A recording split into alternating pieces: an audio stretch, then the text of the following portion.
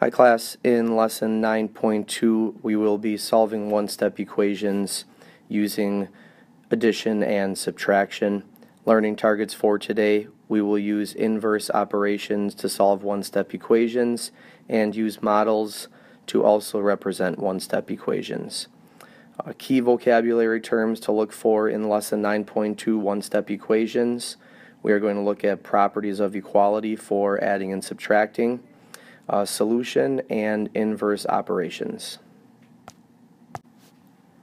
Let's take a look at problem 1 on page 616.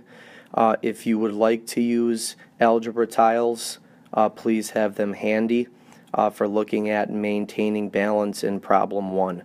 It says that each representation shows a balance. Determine what will balance one rectangle in each. Adjustments can be made in each pan as long as the balance is maintained. Then describe your strategies. So for number 1, I'd like you to do letter A and letter B. If I take a look at letter A, in order to get the rectangle all by itself, I'm going to subtract 4 squares from the side that the rectangle is on. And if I do that, in order to maintain balance, I have to subtract 4 squares from the other side. So you're going to subtract 4 squares from both sides. That's a strategy that you are going to use. What will balance one rectangle then? 8 squares will balance one rectangle. That is what I have left over on this side of the balance. Let's look at number 2 at the top of page 617. Again, we want to do the same thing. Determine what will balance one rectangle in each. You can make adjustments in each pan as long as the balance is maintained. For letter A, you want to describe your strategies, and for letter B, what will balance one rectangle. For number 2, I'm going to subtract 3 squares from both sides, and then that will leave me 5 squares for letter B that will balance one rectangle.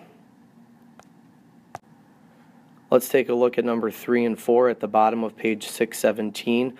Number 3 says, describe the general strategy that you used to maintain balance in questions 1 and 2. And number 4 says, in general, we want to come up with the strategies for maintaining balance by completing each sentence. So for letter A, to maintain balance when you subtract a quantity from one side, you must. And for letter B, to maintain balance when you add a quantity to one side, you must. So finish up number 3 and number 4 on page 617. For number 3, whatever adjustment that you did or made to one side of the balance, you needed to make sure you did the same adjustment to the other side in order to maintain that balance. For number 4, when you subtract a quantity from one side, you must subtract the same quantity from the other side. For letter B, to maintain balance, when you add a quantity to one side, you must add the same quantity to the other side. Let's look at problem 2 on page 618. Number 1 says to write an equation that represents each pan balance. These are the same pan balances that you analyzed for question 1 and question 2 in problem 1. Use the variable x to represent the rectangle and count the square units to determine the number they represent together. Then describe how the strategies you used to determine what balanced one rectangle can apply to an equation. So in other words, what is going to balance x? So go ahead and do letter A and letter B. If we take a look at letter A, the equation that we want to write to represent the pan balance for letter A is 12 is equal to x plus 4. If we want to get x all by itself, we can subtract 4 from both sides. When you do that, x is going to be equal to 8. You can take a look at how you can check your answer. If you substitute 8 for the value of x, 8 plus 4 is 12. 12 is equal to 12. Same thing for letter B. The equation that I want to write is x plus 3 is equal to 8. I can subtract 3 from both sides in order to get x all by itself. X is equal to 5. If I want to check, I can substitute 5 in for x. 5 plus 3 is equal to 8. 8 is equal to 8. At the top of page 619, it says that you just wrote and solved one-step equations. Previously, you wrote an equation by setting two expressions equal to each other. You solve an equation by determining what value will replace the variable to make the equation true. If you can solve an equation using only one operation, this equation is called a one-step equation. To determine if your value is correct, substitute the value for the variable in the original equation. If the equation is true or remains balanced, then you correctly solved the equation. Number 2 tells us to check each of our solutions to question 1, part A and part B, by substituting the value for x into the original equation that we wrote.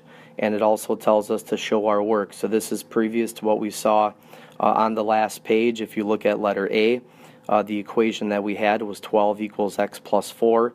We subtracted 4 from both sides. We figured out that x was equal to 8. We substitute 8 in for x. 8 plus 4 is 12. 12 is equal to 12. Letter B, we did the same thing. The equation was x plus 3 equals 8. We subtracted 3 from both sides. X is equal to 5. We substitute the value of 5 in for x. 5 plus 3 is 8. 8 is equal to 8. You just determined solutions to your equations. A solution to an equation is any value for a variable that makes the equation true. If we take a look at number 3, it says state the operations in each equation that you wrote for question 1 and the operation that you used to determine the value of x and describe how they relate to each other. So if we look at the original equation for letter A, 4 is added to x. In order to determine the value of x, you then subtract 4 from both sides. And you can see then that those operations are opposite of each other with addition and subtraction. For letter B, in the original equation, 3 is added to x. In order to determine the value of x, then we subtracted 3 from both sides. And again, those operations are opposite of each other. At the bottom of page 619, it tells us then to solve an equation, you must isolate the variable by performing inverse operations. Inverse operations are pairs of operations that are going to undo each other. For number 4, it says to state the inverse operation for each stated operation. For addition, we would obviously have subtraction, and for subtraction, we would have addition. Very, very important, our helper over here with the word bubble. In order to isolate the variable, that's going to mean to get the variable by itself on one side of the equation. If we turn to page 620 and look at problem 3, now let's focus on solving equations. If we take a look at example 1 and example 2, we can see that from our friend here with the word bubble that the answers are going to be the same. What is different about the two methods? The only difference is that in method 1, everything is written horizontally when they indicate the inverse operation. In method 2, the inverse operation is written vertically. You can choose whichever method that you prefer. I prefer method 2. So that is what I will be using whenever I show you examples. Let's take a look at number 2 on the top of page 621. Consider the equations shown. State the inverse operation needed to isolate the variable, then solve the equation. Make sure you show your work. And finally, check to see if the value of your solution maintains balance in the original equation. I would like you to do letters A and B for number 2. If I take a look at letter A, the first thing that I have to do is state the inverse operation. You are going to subtract 7 from both sides. Here is where the work is shown so that you can see M is equal to 4 and here is how you can check your answer. So this is what your work should look like in order to make sure that your solution maintains balance. For letter B, same thing. You're going to add 8 to both sides. When you do that, you can see that x is equal to 13. When you check your work over here, you will see that 5 is equal to 5. Let's continue on page 621 and answer letter C and letter D. I want you to notice that in letter C you are working with decimals, and in letter D you are working with mixed numbers. You are still going to go about using the inverse operation. So if you're adding or subtracting with decimals or mixed numbers, we should already know how to do that. So go ahead and do letters C and D. For letter C, I'm going to be subtracting 5 and 67/100ths from both sides. When I do that, I can see that B is equal to 7 and 22/100ths. When I check my answer, I can see that 12.89 is equal to 12.89. For letter D, I'm going to add 4.5 to both sides. When I do that, x is going to be equal to 10 and 1/4. When I check my answer, 5 3/4 is equal to 5 3/4.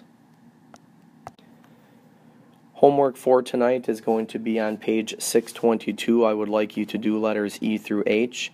Again, remember, you are stating the inverse operation, solving the equation, making sure that you show your work, and finally, you are checking to see if the value of your solution maintains balance in the original equation.